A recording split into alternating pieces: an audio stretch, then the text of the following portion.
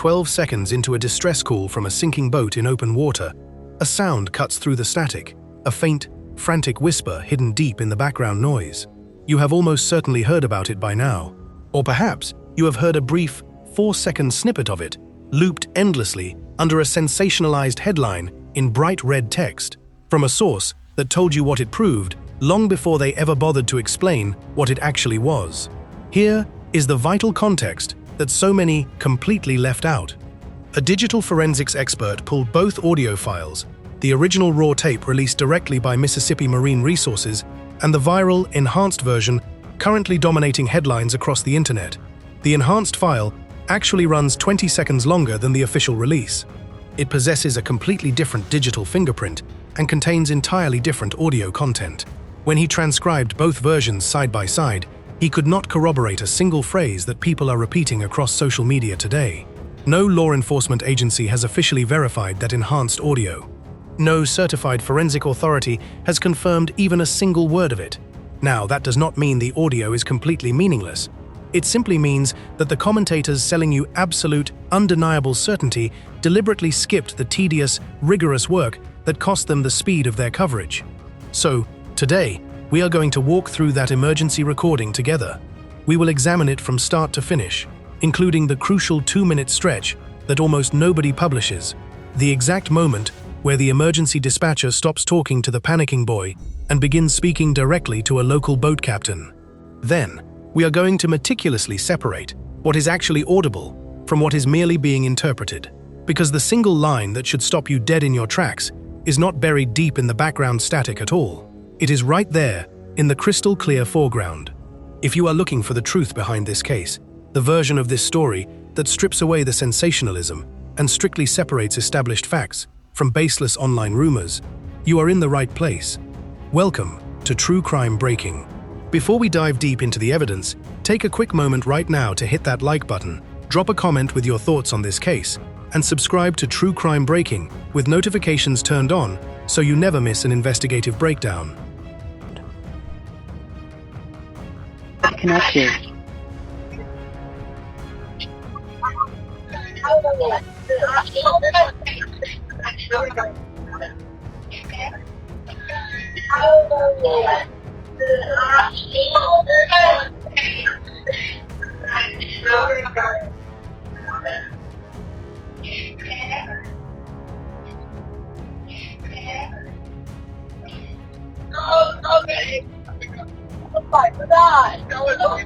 Detail assistance, Vicky speaking. How can I help you?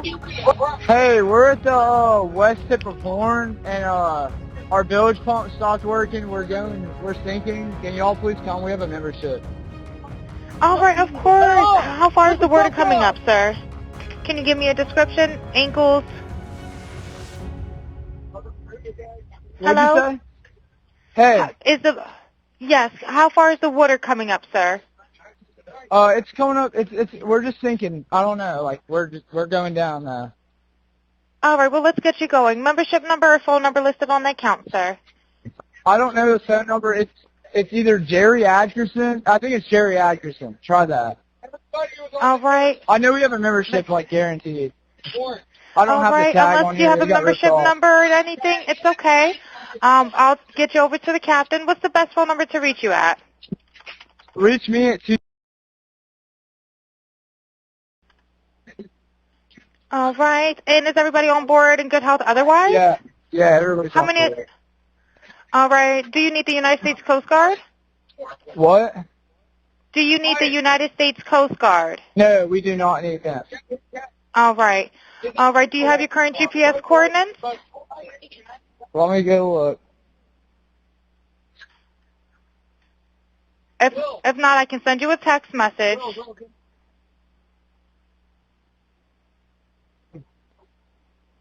North. All right, are you ready? Yes, sir. I'm available. North 3 degrees. 4672. All right, 4672.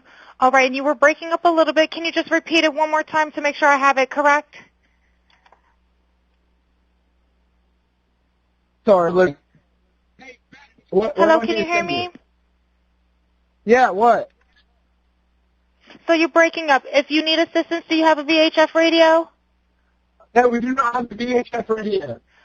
All right. Well, let's try to get you going because you don't have good cell phone reception. Can you verify your coordinates one more time? Okay, my coordinates are 30 degrees by 14.684 north, and then west by 88 degrees by 46.79.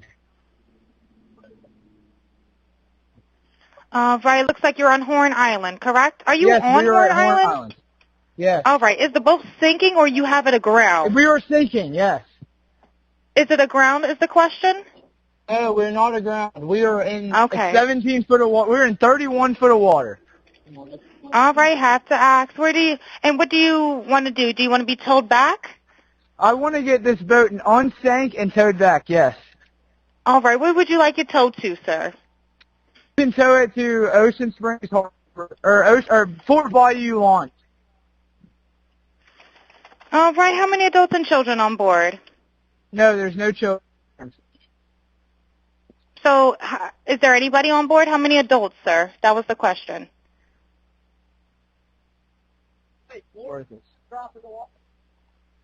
Hello, can you hear me? Gotta jump in and pull the plug, Bart, while you're going. Hello, sir. Hello. Yep, I just need you to answer these questions so I can get you over to the captain. Okay. How many what's adults going on board? What's up? There are 0 adults on board. There's nobody on board the boat? No. Nobody right. here is over the age of 21. Sir, that was not the question. Is there a person? Is there a person, a living individual on the boat?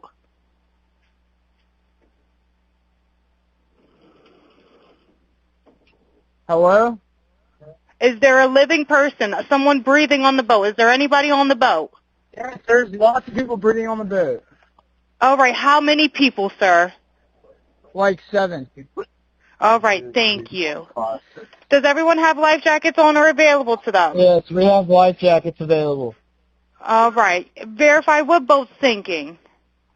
A Triton, 22 foot offshore, 22 foot Triton offshore sea flight hull. All right. All right. Please hold. I'm transferring you to the local captain now. Okay, thank you. This is Captain Seth. Hi, Captain Seth. This is Vicky from International. How you doing today? Doing good. How are you?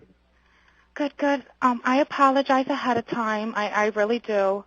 You're going to have a fee-for-service come up under Jerry. Okay. It sounds like a bunch of kids on board on Horn Island. He's letting me know that his father's a member, but he can't give me any information.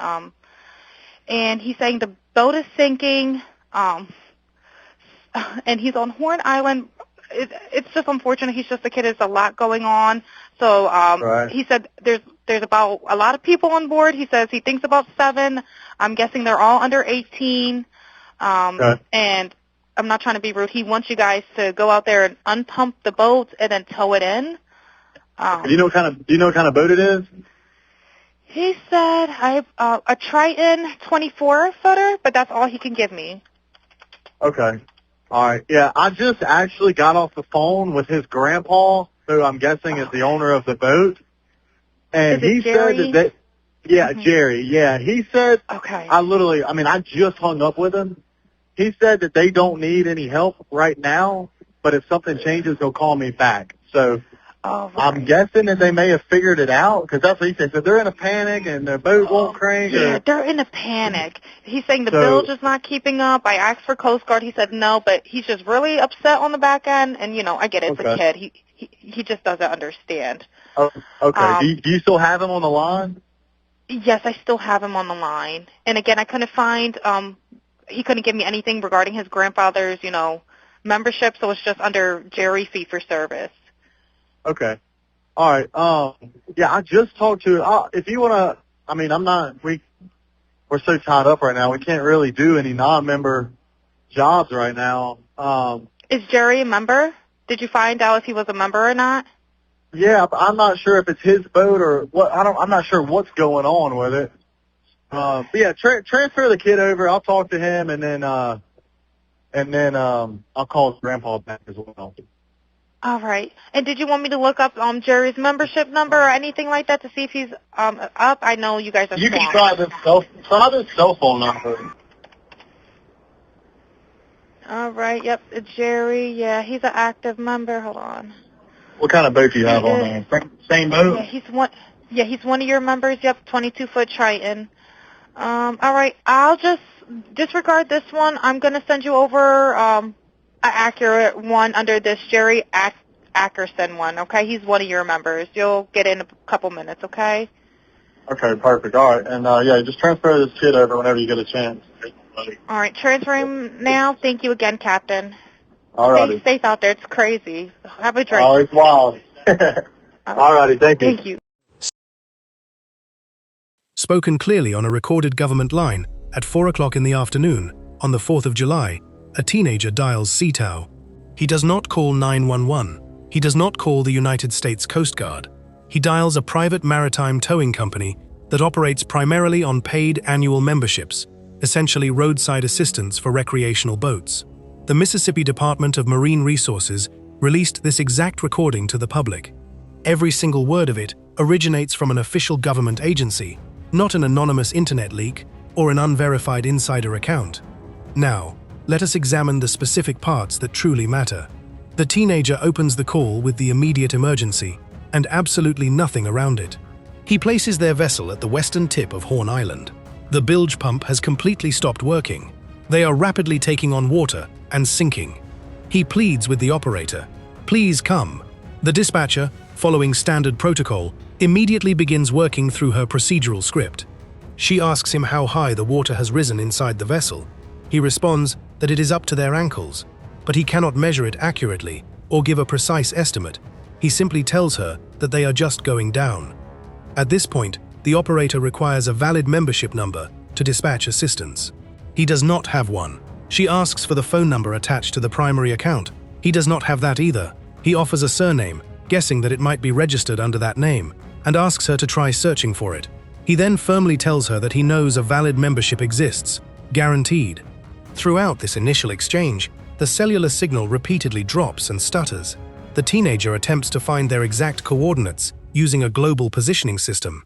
He reads off a set of numbers, breaks up mid-sentence, and then reads off a second set of coordinates that does not match the first set he just gave. Sensing the instability of the phone connection, the dispatcher asks whether they have a very high-frequency marine radio on board, the standard piece of emergency equipment that would make locating them and coordinating a rescue infinitely easier. They do not have one.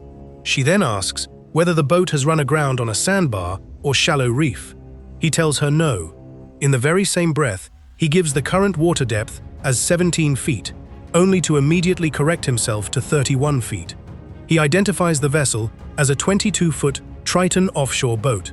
And somewhere in the middle of this high-stress exchange, there is a single, throwaway line tossed away from the phone's microphone towards someone else standing on the deck. A brief, frantic question regarding the state of the boat's drain plug. That is the exact recording the internet has dissected over and over again. But what immediately follows is the portion of the call that almost no one publishes or analyzes. Recognizing the severity of the situation, the dispatcher places the young caller on hold and transfers the line directly to a local boat captain stationed in the area.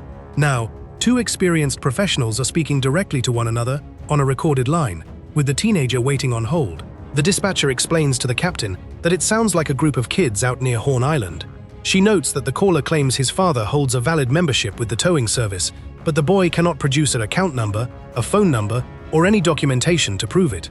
She tells the captain that the caller is just a kid and that there seems to be a lot of chaos going on in the background. She specifically mentions to the captain that she offered to contact the Coast Guard on his behalf, but the teenager explicitly turned the offer down. However, the local captain is not caught off guard by this news. He already knows about the boat.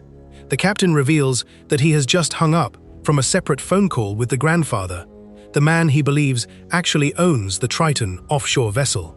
And during that conversation, The grandfather told the captain something that has gone almost entirely unremarked upon throughout an entire month of intense media coverage. The grandfather stated flatly that they did not need any assistance out there right now, and that if anything changed, they would call back. The captain repeats this detail to the dispatcher with total flat detachment. He logically assumes the group on the boat must have sorted out the mechanical issue themselves, because that is precisely what the owner of the vessel communicated to him. So, consider the reality of that specific moment. While a panicked teenager sits waiting on hold, frantically describing a vessel taking on water with 7 human beings on board, an adult standing comfortably on the mainland has already effectively stood the rescue operation down. To this day, not a single investigator or commentator has adequately explained how that grandfather could have possibly known the group was perfectly fine out on the open water. There is one particular exchange in this distress call that has been quoted in isolated, dramatic fragments across hundreds of social media videos. When you chop a conversation into snippets, you completely alter what it actually means. Here is that exchange presented in its raw, complete form. The dispatcher asks the caller how many adults and how many children are currently on board the sinking vessel. The teenager answers directly, "There are no children on board." Seeking total clarity for the rescue crew, the operator asks him a second time, "How many adults are on board?" The teenager answers, "There are 0 adults on board." The dispatcher pauses. She completely stops reading from her standard script. Confused by the logical impossibility of a boat carrying people with 0 adults and 0 children, she asks if there is literally nobody on the boat at all, and in response, the boy answers a question she never actually asked him. He tells her that nobody on the vessel is over the age of 21. Realizing the bizarre nature of the interaction, the operator escalates her questioning. The specific words she is forced to reach for reveal the alarming, surreal image forming in her mind about what might actually be happening on the other end of that static-filled line. She asks him directly, "Is there a person on the boat? A living individual? Someone breathing?" Only after she frames the question in those extreme terms does he finally answer. He tells her that yes, there are lots of people breathing on the boat. She asks him precisely how many. He stammers back, "Like 7. If you are still watching at this point, drop a comment with "I'm still here." Let's see who's truly following this shocking story. Now, let us take the most ordinary, straightforward reading of that bizarre exchange first, because in legal and investigative matters, the ordinary explanation is very often the correct one. The caller is a young teenager. The hull of the boat is actively filling with seawater.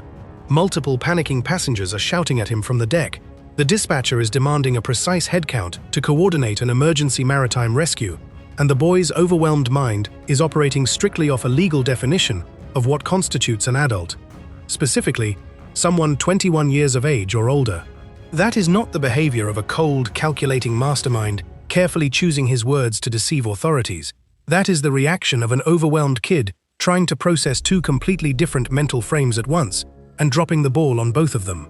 Furthermore, a man named Warren Hudson has since stated publicly that the young group had been consuming alcohol out on the water that day. That critical detail belongs in the frame as well, as it provides immediate context for the caller's confusion and hesitation. However, that awkward head count is still not the specific moment in the recording that should make you pause. Earlier in that very same phone call, the dispatcher asks the teenager whether everybody on board is in good physical health otherwise. He answers yes, and then, in the very same breath, immediately adds that he does not really know. Sit with the strange, unsettling shape of that answer for a moment. It is not a firm denial of injury, nor is it a reassuring affirmation of safety. It is a confident yes that instantly collapses on itself, coming from someone standing directly on the open deck, looking right at the very people he is being asked about. Moments later, the operator asks him directly whether they require the intervention of the United States Coast Guard. The teenager asks her to repeat the question. She repeats it clearly. He then states firmly, "No, they do not need the Coast Guard." Think about the sheer weight of those circumstances. 7 young people aboard a 22-foot boat, not a single person on board over the age of 21, a vessel actively taking on water off the coast of an uninhabited barrier island, no working marine radio on board, cellular service cutting out every few seconds. And yet, the only government agency equipped to perform immediate open-water search and rescue operations is explicitly turned down by a teenager who could not even give the operator a coherent count of how many living people were standing beside him. Once again, a completely ordinary explanation is readily available. You have a group of teenagers on a borrowed boat, Alcohol is present, and they are frantically calculating the immediate severe consequences that an official law enforcement rescue will bring down upon them. That exact scenario plays out on coastal waters far more often than the public realizes. But in this case, it was a fateful decision made out loud on a recorded government line by a panicked boy holding a phone. It required no complex audio software to decipher. It has been sitting wide open in the public case file ever since the Department of Marine Resources first released it. 2 days after that ill-fated phone call was made, a national park ranger patrolling the area discovered the body of Nolan Wells floating in the water off the northwestern tip of Horn Island. And that brings us directly to the part of this story that the internet actively came for: the viral background audio. The original, unedited audio file carries a massive amount of heavy background noise beneath the primary conversation. You can hear multiple muffled voices shouting over the sound of wind and sloshing water. At one specific point during the call, the teenager holding the phone actually turns completely away from the microphone and angrily tells the people behind him to shut up while he is actively trying to speak with the dispatcher. That layer of chaotic environmental noise is precisely what thousands of online sleuths have been attempting to hear through. An experienced audio engineer named Jeanette Brantley took on the challenge of cleaning up the recording. She publicly stated that the isolation process required hours of painstaking labor focused on a segment of tape that lasts less than 60 seconds. Her goal was to isolate background human voices from the overpowering drone of the engine and the rushing coastal wind. Possessing over 15 years of professional experience in her field, she has stood firmly by her cleaned version of the audio, despite facing heavy public scrutiny and aggressive pushback. She even publicly requested that the Federal Bureau of Investigation run the exact same raw file through their advanced federal laboratory equipment, which far surpasses any software available in the private sector. Then, on the 27th of July, the media outlet TMZ published its own heavily enhanced version of the emergency audio. In their accompanying report, the outlet highlighted that around the 12-second mark, the isolated background noise appears to contain a voice asking whether someone on the boat is dead. They specifically flagged what sounded like a person's name, a sharp expression of horror, a direct instruction to check someone's chest for a pulse, and a voice desperately telling a person to wake up. However, it is crucial to note that TMZ did not present those isolated words as definitive, indisputable facts. They published them carefully as what seems to be said within the static. Yet, that vital journalistic distinction was immediately stripped away by almost every content creator and true crime channel that covered the story afterward. Shortly after that viral release, a highly respected digital forensics expert named Robert Freed retrieved both audio files and performed a rigorous, scientific comparison. His official findings were highly specific, and they proved to be deeply uncomfortable for anyone who had already jumped to wild conclusions online. First, Freed discovered that the viral TMZ version actually runs 20 seconds longer than the official government release. The two files carry completely different digital fingerprints and contain noticeably different audio material. Freed preserved both files directly from their original sources, transcribed each version entirely independent of the other, and ultimately determined that he could not corroborate a single one of the shocking phrases that TMZ and social media users had reported hearing. Furthermore, Freed was remarkably candid about a psychological phenomenon that most forensic experts routinely leave out of their reports. He admitted that when he first listened to the recording, after reading what the public claimed was hidden inside it, his own brain immediately sought out those exact words before he had even initiated a single scientific test or spectrum analysis. In the realm of psychology and acoustic science, there is a formal term for that exact mental phenomenon: auditory pareidolia. Auditory pareidolia refers to the deeply ingrained tendency of the human brain to automatically project familiar, meaningful language patterns onto random, unstructured background noise. It is the precise reason why people routinely claim to hear hidden, sinister messages when playing vinyl records backward, or hear distinct human voices in white noise, or hear their own name being called out in a chaotic, crowded room. It is not a sign of foolishness or gullibility. It is a standard feature of human perception, and it intensifies the very instant someone tells your mind what it should listen for. Therefore, an honest evaluation of this evidence requires us to hold two seemingly contradictory truths at the exact same time. On one hand, those frantic background words might genuinely exist within the audio spectrum, no authority has definitively proven that they are absent. On the other hand, no law enforcement agency, no independent forensic authority, and no scientifically verified laboratory process has successfully confirmed a single word of those claims. Anyone telling you with absolute certainty that this enhanced background audio undeniably proves Nolan Wells was on that sinking boat is asserting something that no official forensic examination has ever established. Conversely, anyone telling you with equal arrogance that the recording definitively proves nothing is doing the identical thing from the opposite side of the fence. This is the exact stage of an investigation where the only intellectually honest position is to recognize that the audio evidence is deeply contested, and it will remain contested until an authority possessing subpoena power and a fully certified forensic laboratory publishes official, peer-reviewed findings. Because the very same media outlet that published that viral audio enhancement also published another massive story that same week, a piece of evidence that points in the complete opposite direction, which almost nobody using the audio has bothered to mention. TMZ published the enhanced recording that set the internet on fire. But TMZ also published an investigative report stating that sources with direct, first-hand knowledge of the case revealed that law enforcement authorities possess evidence placing Nolan Wells on Horn Island after the sinking boat had already departed. According to those official sources, at least 2 separate witnesses interviewed extensively by law enforcement confirmed that they saw Nolan alive on the island after the Triton offshore vessel had already turned back toward the mainland. If those witness statements hold up under official scrutiny, it means Nolan Wells was never among the 7 people on that distress call in the first place.